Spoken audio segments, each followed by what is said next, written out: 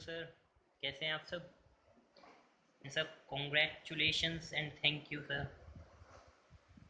Congratulation sir. आज हमारे YouTube channel ने सर 1K व्यूज़ क्रॉस कर दिए हैं। Thank you so much for your immense love and support sir. Sir आज इसलिए सर हम एक न्यू टॉपिक मैंने आपसे जैसे लास्ट वीडियो में प्रॉमिस किया था, सबवेंशन स्कीम। तो सर आज हम सबवेंशन स्कीम के बारे में थोड़ा सा जानेंगे कि सबवेंशन स्कीम क्या होती है। इसका इंट्रोडक्शन एक तरीके से आप कह सकते हैं कि है क्या चीज़ ये हमें समझना है इस वीडियो में। तो सर सबवेंशन स्कीम में क्या होता है, हमारी कोई भी जैसे कंस्ट्रक्शन कंपनी अगर हम हमारे यहाँ पे है कोई, जिसका नाम हम हमेशा से क्या रखते हैं, गैरा लिमिटेड। तो सर अब होता क्या है, कंस्ट्रक्शन कंपनी में हमारे डेवलपर हैं, मतलब मालिक हो गए कंस्ट्रक्शन कंपनी के, प्लस एक बायर हुआ यानी परचेजर, जो कि फ्लैट वगैरह परचेज करते हैं, एक हमारा बैंक। तो सर कंस्ट्रक्शन कंपनी में हमारे सॉरी सबवेंशन स्कीम में हमारे पास थ्री पार्टीज हैं, डेवलपर, बायर एंड बैंकर। तो इसमें होता क्या है सर, सपोज हमारे पास परचेजर हैं मिस्टर ए, और हमारे पास डेवलपर हैं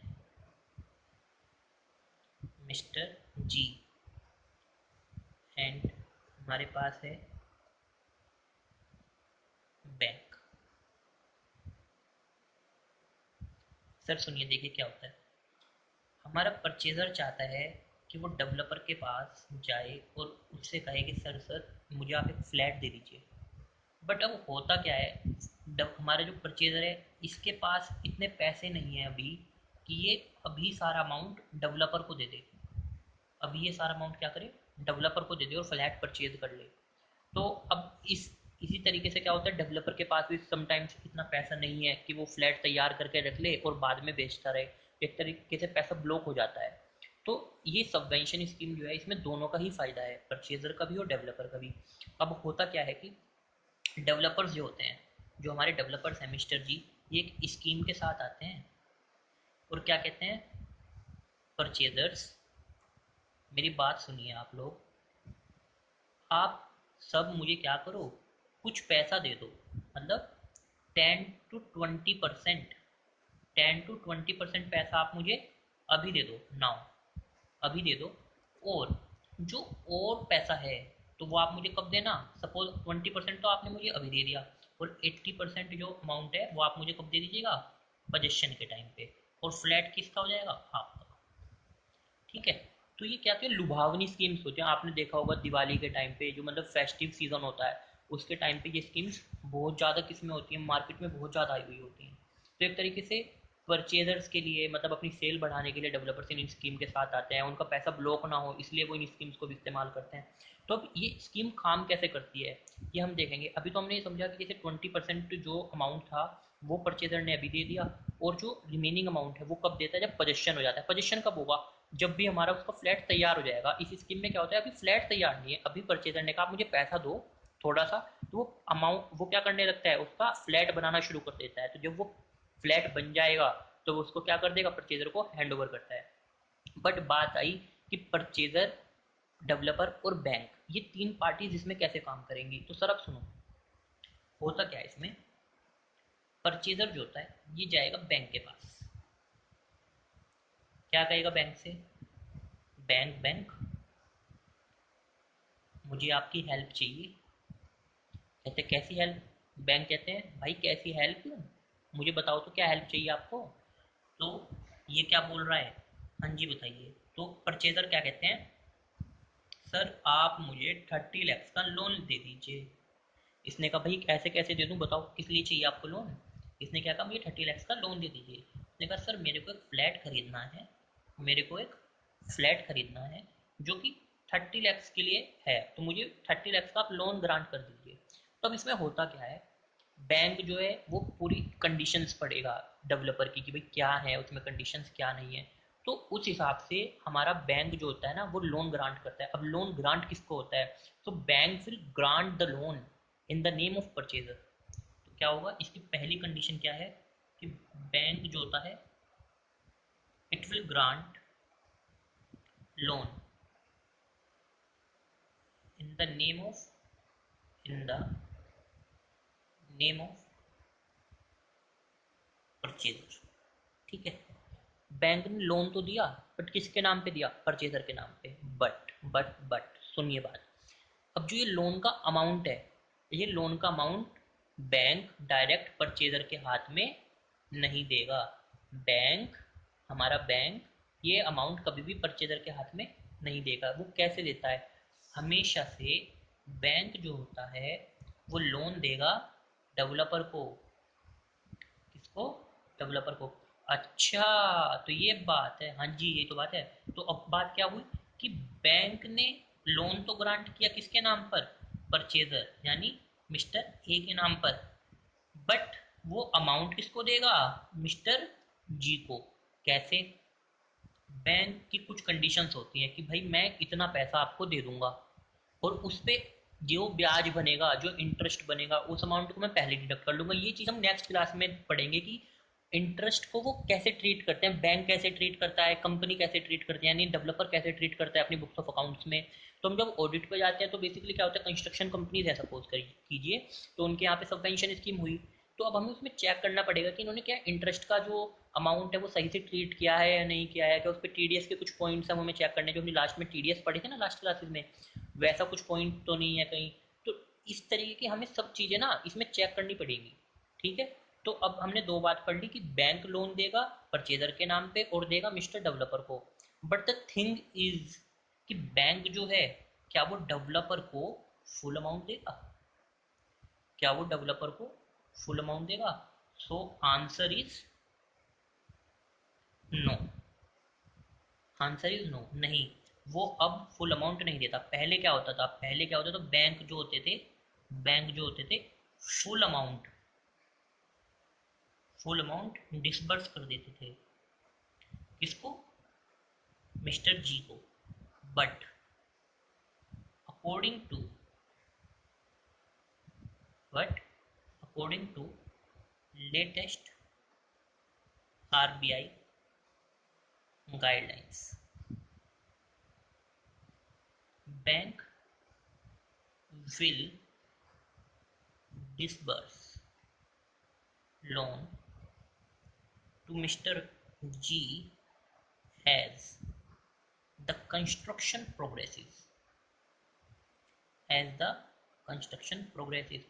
अच्छा, तो ये बात है। हाँ सर यही तो बात है। अब हुआ क्या है सर इसमें, उन्होंने क्या करा है, आरबीआई ने कहा बैंक आप पूरा का पूरा अमाउंट अभी मत दो, बिल्कुल भी कंस्ट्रक्शन कंपनी को पूरा का पूरा अमाउंट मत दो। इससे क्या हो जाता है, कई बार कंस्ट्रक्टर फ्लैट ही नहीं बनाते, देर पे देर करते रहते हैं। तो अब चीज़ क्या हुई, अब मेरी बात सुनो। आपको ऐसा नहीं लग रहा कि जो इसमें इंटरेस्ट, भाई जब बैंक ने लोन दिया है तो वो इंटरेस्ट तो चार्ज करेगा ही ना, इंटरेस्ट तो चार्ज करेगा। इस तरीके से तो परचेजर इंटरेस्ट देता देता मर जाएगा लोन का। तो लेकिन फिर यही तो बात है, तो फिर सबवेंशन स्कीम का फायदा क्या हुआ परचेजर को? तो सर इसका फायदा ये होता है, सुनिए, under subvention scheme, under subvention scheme जब तक मिस्टर जी, मिस्टर ए को, जब तक मिस्टर जी मिस्टर ए को फ्लैट का पोजेशन हैंड ओवर नहीं करेंगे, जब तक मिस्टर जी मिस्टर ए को फ्लैट का पोजेशन हैंड ओवर नहीं करेंगे, तब तक का इंटरेस्ट, तब तक का इंटरेस्ट मिस्टर जी को ही बियर करना पड़ेगा। हाँ ये बात, ये था इसमें पंच लाइन, ये इसकी क्या थी, पंच लाइन। इस स्कीम की ये पंच बात यही है कि मिस्टर जी को इंटरेस्ट बियर करना पड़ेगा और मिस्टर जी ये इंटरेस्ट किसको देते रहेंगे, बैंक को देते रहेंगे। मिस्टर ए को कोई भी लायबिलिटी नहीं होगी इस इंटरेस्ट को पे करने की। और जब वो हैंड ओवर कर देंगे, जब मिस्टर जी मिस्टर ए को पोजीशन हैंड ओवर कर देंगे, उसके बाद लाइबिलिटी किसकी शुरू हो जाएगी, मिस्टर ए की। ठीक है सर, इतनी बात क्लियर हुई।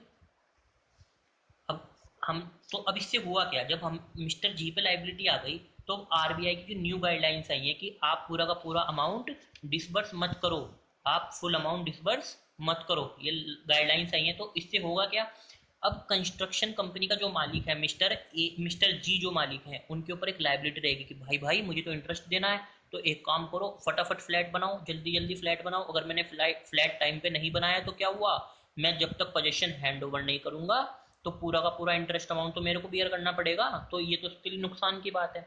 तो इसीलिए क्या करते हैं, इसीलिए सबवेंशन स्कीम का कंसेप्ट लाया गया था कि ना तो परचेजर पे इस चीज का बिल्कुल भी बोझ पड़े और ना ही किस पे, कंस्ट्रक्शन कंपनी पे इस चीज का बोझ पड़े। तो अब ये दोनों के लिए ना विन विन सिचुएशन है, बायर के लिए भी और डेवलपर के लिए भी। बायर भी खुश, देखो बायर कितना हैप्पी है, बायर भी बहुत खुश है, बहुत खुश है मिस्टर ए, ये मेरा फ्लैट बन रहा है, मिस्टर ए कह रहे हैं मेरा फ्लैट डेवलप हो रहा है। और यहाँ पे क्या है, मिस्टर जी भी खुश हो जाएंगे कि चलो मेरे पे पैसा भी आ गया और मैं फटाफट अपना फ्लैट बना के भी दूंगा। ठीक है सर, तो ये हमारा सबवेंशन स्कीम का इंट्रोडक्शन था कि सबवेंशन स्कीम क्या होती है। फटाफट एक रिव्यू लेते हैं। हमारे यहाँ पे इसमें तीन पार्टीज हैं, purchaser, bank end developer. Purchaser bank के पास जाता है कि सर आप मुझे लोन ग्रांट कर दीजिए, उसमें बैंक देखता है कि क्या स्कीम है तो वो सबवेंशन स्कीम को पढ़ता है, डेवलपर का एग्रीमेंट देखेगा, फिर उसके हिसाब से वो लोन ग्रांट करता है। इसमें भी कुछ कंडीशन है कि लोन कितना ग्रांट होगा। ठीक है सर, और मैं अभी आपको एक बिल्कुल चार्ट की फॉर्म में दिखा देता हूँ कि ये कैसे कंडीशन चलती है। ये जो इंट्रोडक्शन मैंने अभी आपको बताया बिल्कुल अभी दिखाता हूँ आपको, 2 मिनट रुकिए। फिर इसी तरीके से क्या होगा, जो लोन ग्रांट होगा वो होगा तो परचेजर के नाम पे, मिस्टर ए के नाम पे, बट अमाउंट किसको डिसबर्स होगा, डेवलपर को। और क्या फुल अमाउंट डिसबर्स होगा, नहीं, फुल अमाउंट कभी भी डिसबर्स नहीं होगा, नहीं बिल्कुल नहीं होगा। कैसे कैसे होगा, एज द कंस्ट्रक्शन प्रोग्रेस, जैसे जैसे कंस्ट्रक्शन प्रोग्रेस करेगा ऐसे ऐसे हमारा अमाउंट डिसबर्स होगा। तो सर मैं आपको 1 मिनट देखिए, आप मैं आपको चार्ट दिखाता हूँ।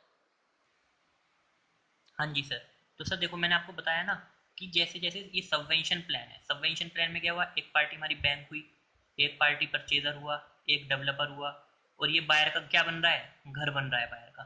तो क्या हुआ था, परचेजर किसके पास गया था, बैंक के पास कि मुझे लोन दो, लोन दिया इसने पर डेवलपर को, लेकिन अमाउंट किसके नाम पे, सॉरी लोन ग्रांट हुआ परचेजर के नाम पे, बट अमाउंट किसके यहाँ पे डिसबर्स होता रहेगा, डेवलपर के नाम पे। कैसे कैसे, टिल द कंस्ट्रक्शन प्रोग्रेसिस। तो देखो disburse money according to the progress of construction, ये लिखा भी है ना, disburse money according to progress of construction. और देखो 3 से 4 साल तक का कंस्ट्रक्शन पीरियड था, तो इस 3 से 4 साल के कंस्ट्रक्शन पीरियड में कौन इंटरेस्ट पे कर रहा होगा, हमारे डेवलपर जी, मिस्टर जी पे कर रहे होंगे इंटरेस्ट।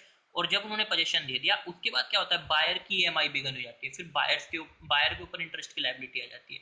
ठीक है, देखो जैसे लिखा भी है इसमें, here is a new year's gift from wave city center for buyers of इरेनिया।